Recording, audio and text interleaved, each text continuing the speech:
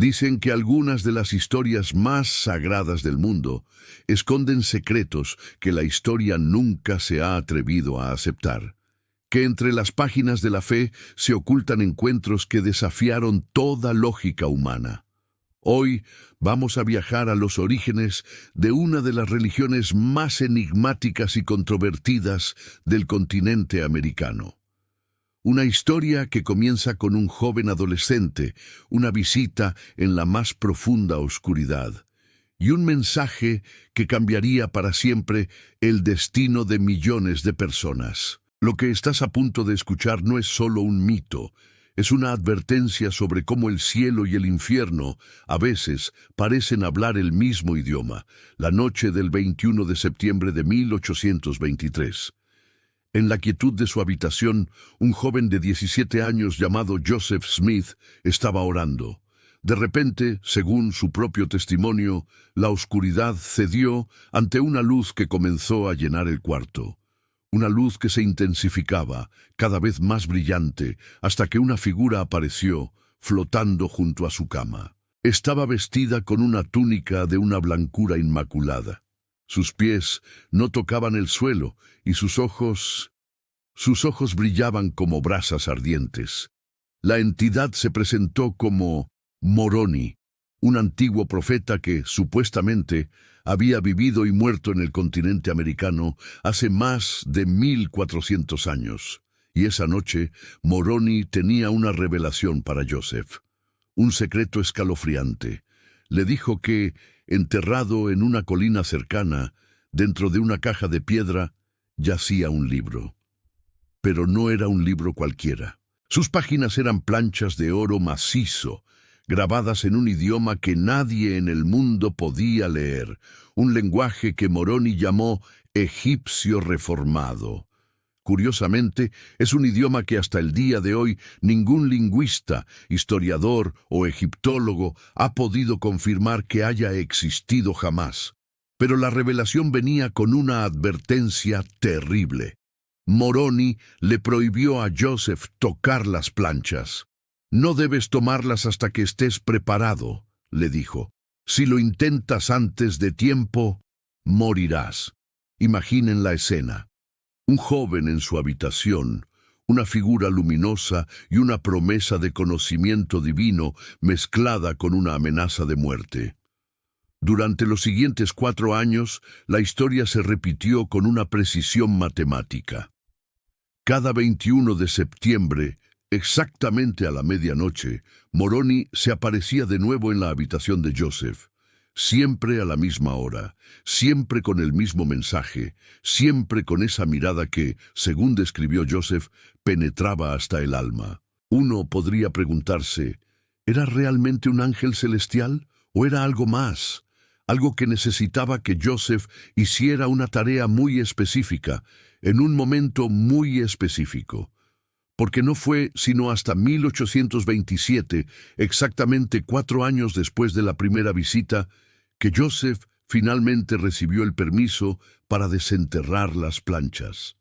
Bajo el manto de la noche, caminó solo hasta la colina de Cumorah, un lugar que los nativos americanos consideraban sagrado, pero también un lugar marcado por la muerte y antiguas batallas. Guiado por la luz de la luna, excavó en el punto exacto que Moroni le había indicado.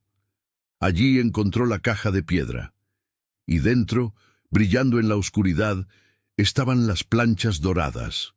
Pero no estaban solas. Joseph encontró algo más. Algo que curiosamente omitió en sus relatos oficiales, pero que aparece en los testimonios de personas muy cercanas a él, como su esposa y sus primeros seguidores. Junto a las planchas había 2 objetos extraños, 2 piedras cristalinas, montadas en una especie de arco de plata, como si fueran unos anteojos antiguos. Moroni le explicó que estos eran el Urim y Tumim, objetos místicos mencionados en el Antiguo Testamento, usados por los antiguos sacerdotes hebreos para comunicarse directamente con lo divino. Pero aquí es donde la historia da un giro inquietante. En la tradición judía y en textos esotéricos, El Urim y Tumim no eran simplemente herramientas de traducción, eran, en esencia, instrumentos de adivinación, objetos cuyo uso estaba prohibido en muchas interpretaciones, herramientas que, según textos antiguos, permitían la comunicación con entidades, pero no necesariamente con Dios. Joseph tomó las planchas y estos extraños objetos, y desde ese instante su vida se convirtió en una persecución constante. Pero no solo era perseguido por escépticos o enemigos de su nueva fe. Algo más parecía acecharlo, algo que quería desesperadamente recuperar lo que él había tomado de aquella colina. Sus vecinos comenzaron a reportar sombras extrañas que seguían a Joseph en la noche. Su propia esposa, Emma, describió tener pesadillas recurrentes, en las que figuras oscuras y silenciosas rodeaban su casa, intentando entrar. El mismo Joseph admitió que, después de tomar las planchas, sentía una presencia constante que lo observaba, una sensación de ser vigilado día y noche. Algo se había despertado en la colina de Cumorah, y ahora parecía reclamar lo que era suyo. El proceso de traducción fue tan misterioso como el hallazgo. Joseph no sabía leer el egipcio reformado. Para traducir, se sentaba detrás de una cortina, con las planchas a su lado. No las miraba directamente.